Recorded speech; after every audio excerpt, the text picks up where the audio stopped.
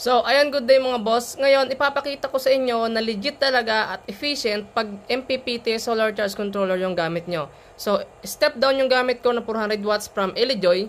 Ngayon, itatry nating ikwenta yung ating input, ganun din sa output kasi wala tayong watt meter.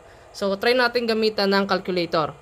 Una, sa input natin ay 15.6 tapos 12.7 amps. Lagyan natin 15.6.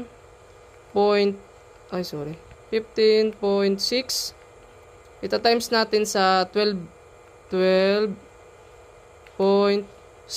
Magkakaroon tayo ng 196.56 watts. So, yun po yung solar panel. Ngayon naman is output. Sa output natin, meron tayong 13.7 volts at 14.4. Try natin. 13.7 times 14.4. Nasa 197.28 watts din, 'di ba?